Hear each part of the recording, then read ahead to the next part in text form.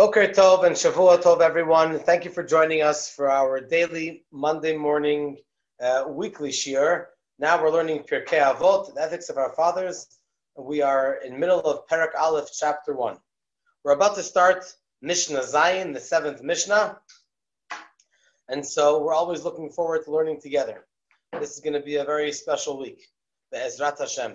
I want to thank Mordechai and Raya very much for hosting and broadcasting this shiur to all of you, and Be'ezrat Hashem, this is part of a much larger effort to build up the Torah learning from Yerushalayim, especially that today is Yom Yerushalayim, so there's a special zechut, a special merit in learning Torah in connection with Yerushalayim.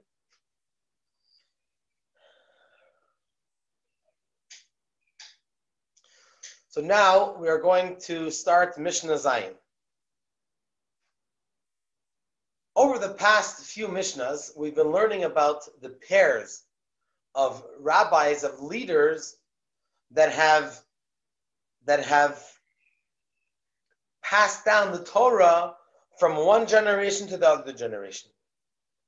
This pair that we're learning now, we started in the middle of last week with Mishnah Vav, Yehoshua ben Prachia and Nitai Harabeli, two greatest leaders of their generation. So we learned about Yehoshua ben Prachia and in Mishnah Vav, and now in Mishnah Zayin we're learning about Nitai Harabeli. You'll notice that there are similar points between Mishnah Zayin and Mishnah Vav, but Mishnah Vav was said in a positive way. Mishnah Zayin, Mishnah 7 was said in a negative way.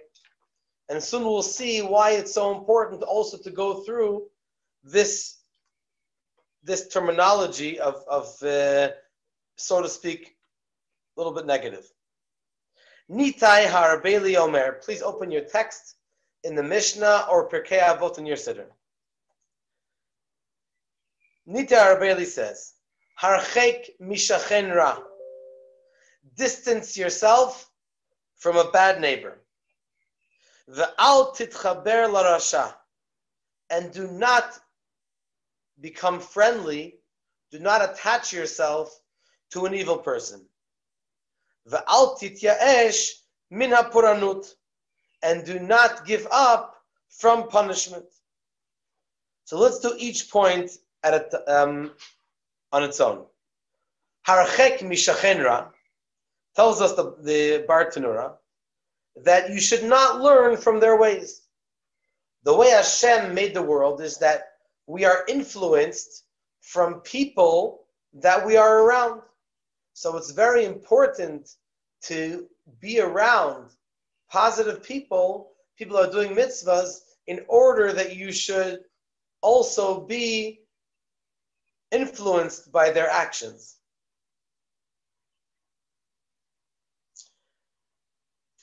You know, the Rambam himself says, the Maimonides states, that a person needs to live in a neighborhood which is observant, Torah observant, where you have chinuch for the children, education, Torah education, you have kosher food, people coming to shul, but not to be in a place, not to live in a neighborhood which is the opposite of Torah observance. Just for a moment, we'll say a bracha, Baruch atah Adonai Eloheinu melech haolam, shehakol nihiya bidvaro. L'chaim. Don't worry, it only looks like l'chaim.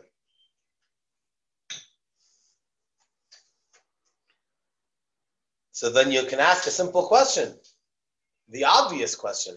How do you have shluchim, the Chabad shluchim, that go around to the entire world to influence and bring people closer to Yiddishkeit?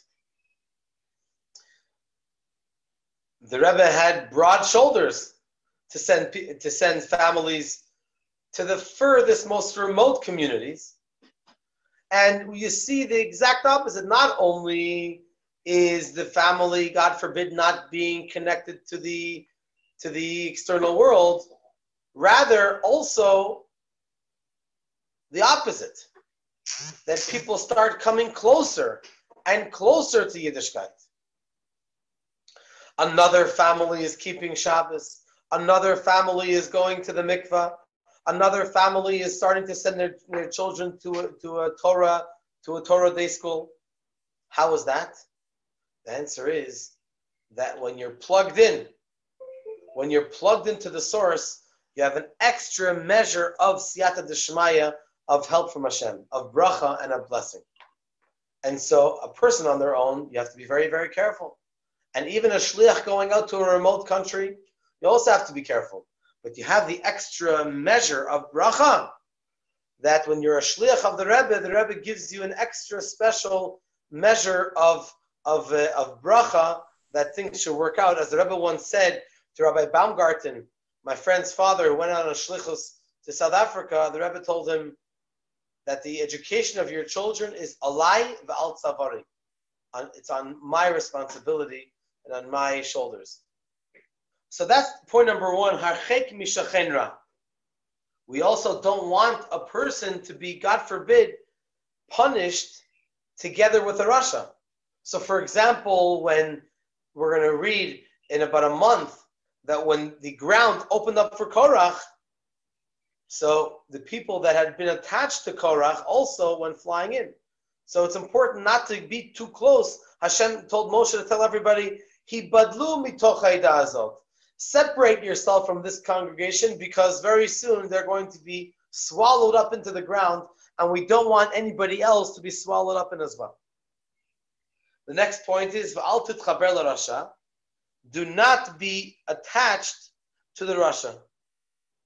Because we have a rule that, God forbid, if someone gets attached to evil people, that even if they're not evil themselves, but from the fact itself that they find themselves together with the rasha, they also can be negatively affected. It's like the example, it's the opposite example of what we said earlier. We said in one of the earlier classes that if somebody walks into a store which has all kinds of nice scents and smells, even if you didn't buy something in the store, it's still, the smell is going to be attached to your clothes. The smell is going to be, wherever you go, people, you can tell where the person was. So we don't want a negative smell, scent, to be attached to a person, especially a good person. And finally, the third statement is, V'al tityesh min hapuranut. Do not give up from the punishment. What does that mean? The Rabbi Tanura explains, a person should not say, wow, look at this evil person. He's so successful. And he is rich. And he has whatever he wants.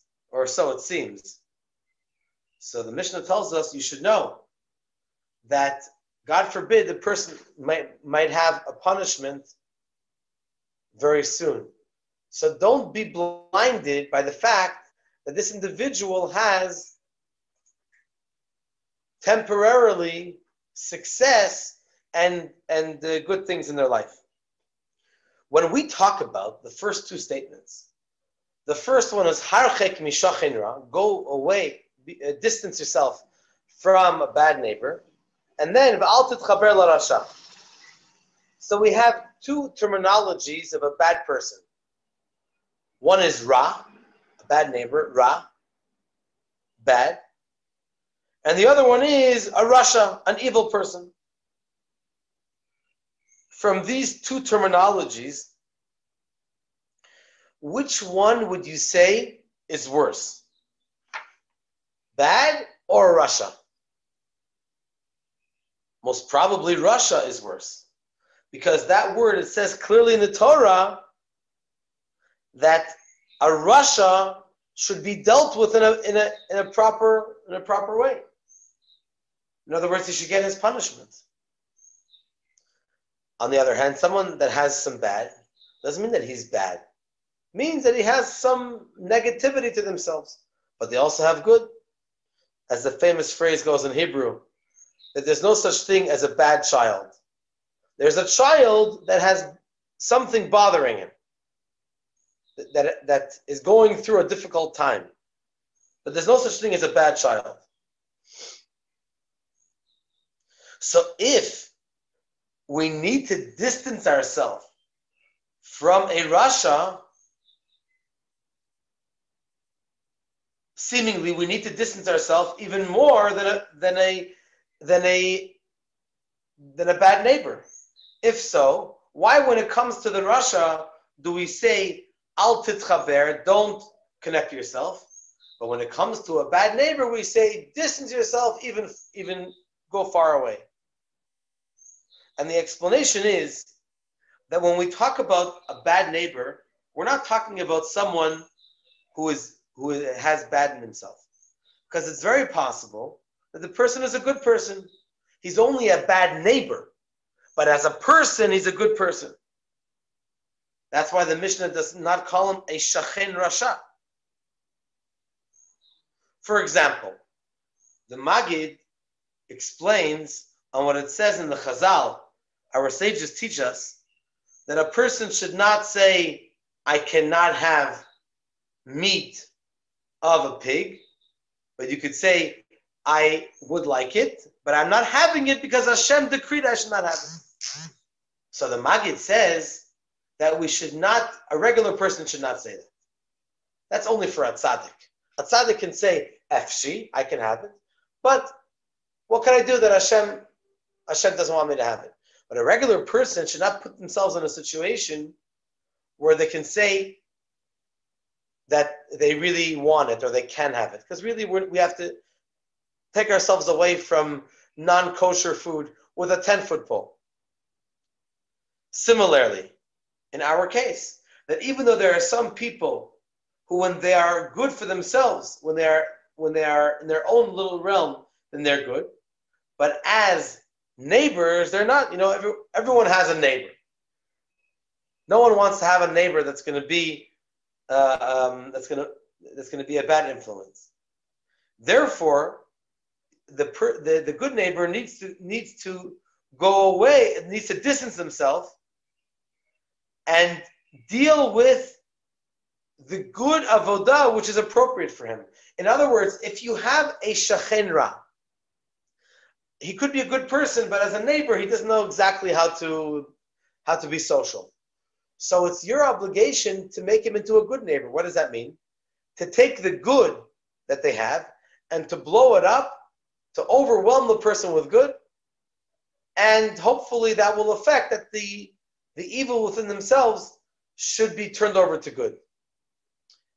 And if we can borrow from the Haggadah Shel Pesach, we'll realize that really the word ra, evil, can, if you put different vowels, it can be a different word.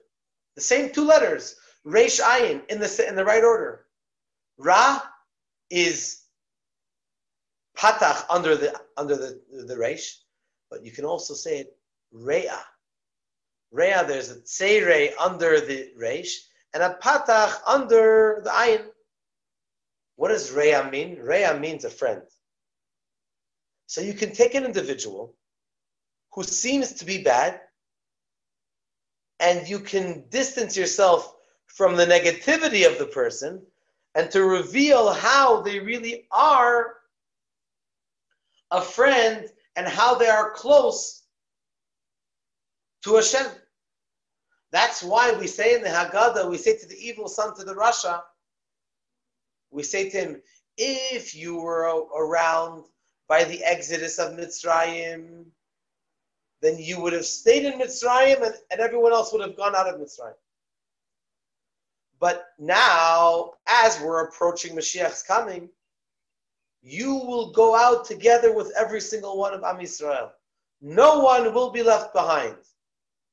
Or as Avram Fried sings in his song, Avram Fried davened with us this morning at the Shacharis Minyan of Chabad of Rechavia, and one of his, I think maybe it's his first tape.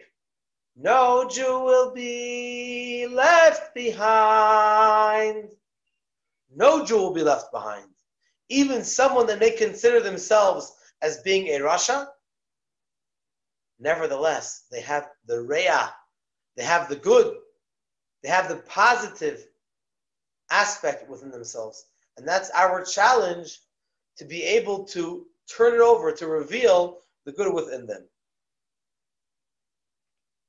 Let's move on to the next Mishnah.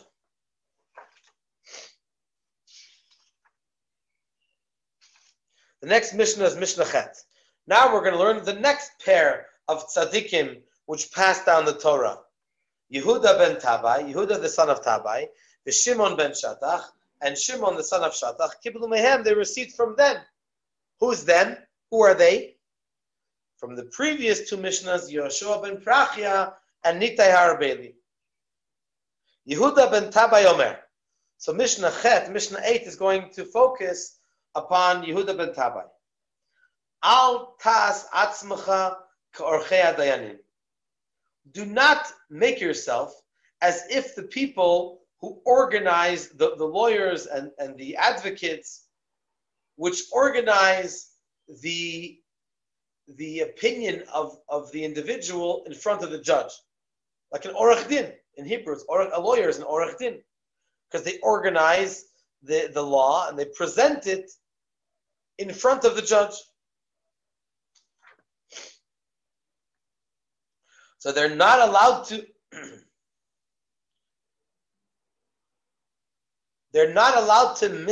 misguide and mislead someone when they are fighting their battle in front of the judge in the court. Let's move on.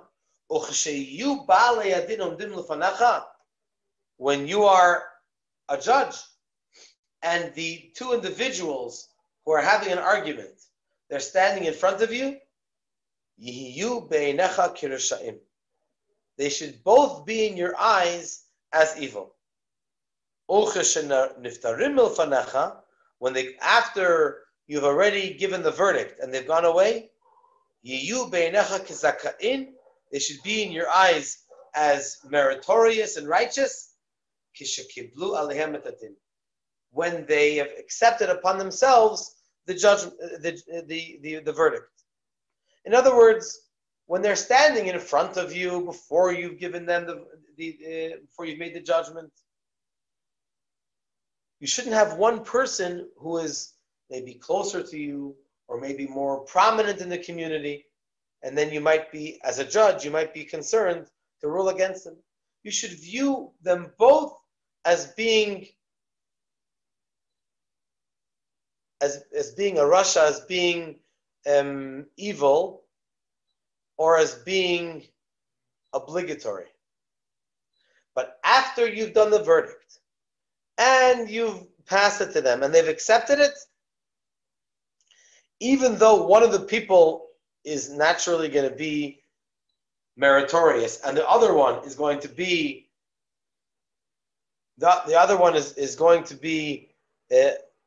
is going to have to either pay or to get his punishment, they should both be considered tzaddikim, because they have both accepted upon themselves the judgment of the Beit Din of the Jewish court.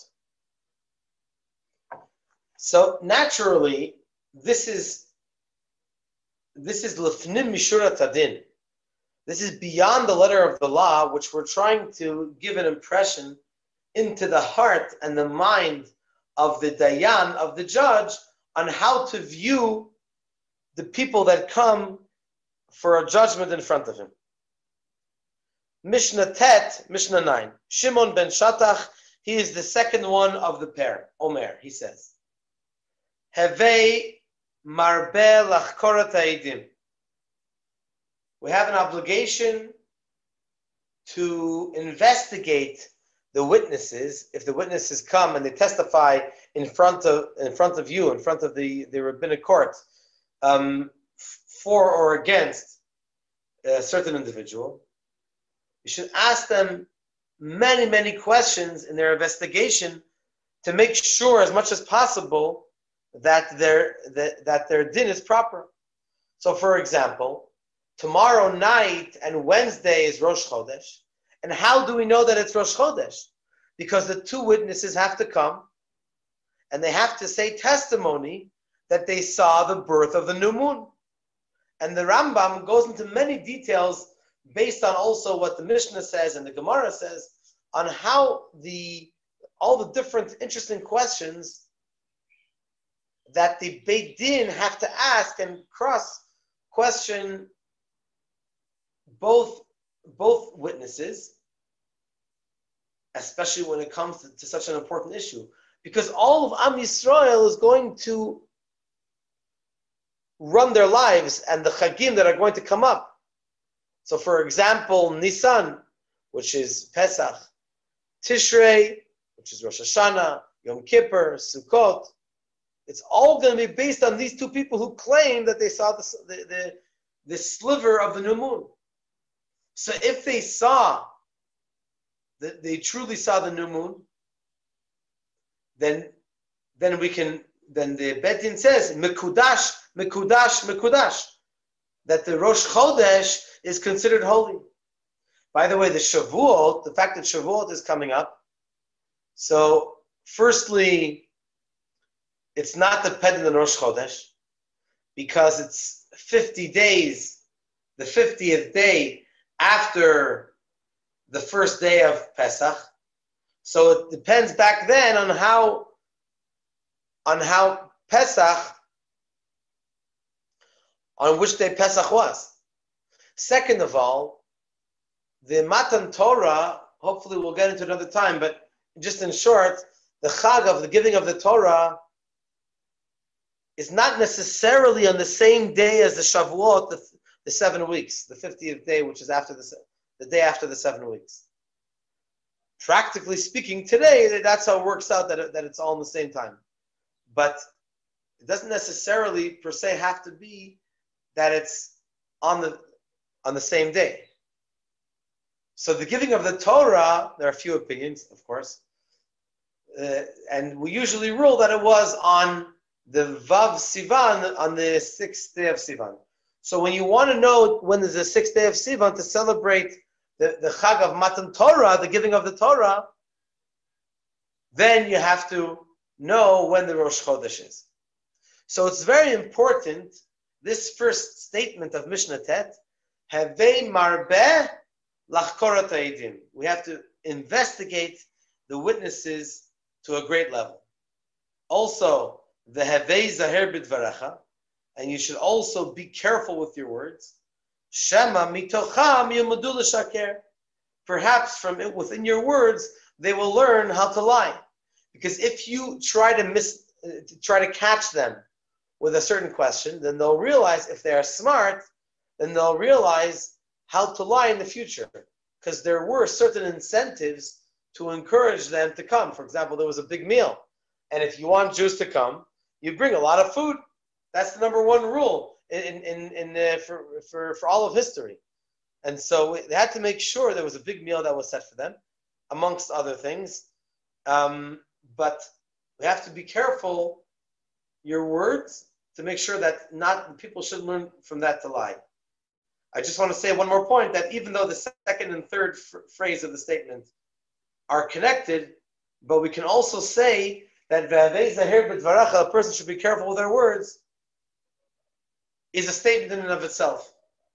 Even regardless when we're talking about the Beit Din or a court or investigations or witnesses or testimonies, a person should always be careful with your words, because our words are very, very precious. And they can have a very strong effect. Bezrat Hashem, tomorrow morning, we're going to have another shir at 9:30. And tomorrow night, the regular Tuesday night class, in person and also online at 7:30 in Nigeret HaKodesh, Bezrat Hashem, from the Alter Rebbe and the Tanya. And we look forward to seeing you more and more at Chabad of Rechavia. I want to mention that Shavuot night, we just got the advertisement, and Shavuot night, we're going to have all-night learning from 12 to 4, and that's going to be in person at Chabad of Rechavia. So Sunday night will be davening for the holiday, for the Chag of Shavuot, and at midnight, after the Yom Tov meal, we'll be joining 4 shiurim in Hebrew and 4 shiurim simultaneously in English, different subjects. So we look forward to seeing everybody, Bezrat Hashem. Thank you very much for joining us. Have a great day, and we look forward to learning together much more often.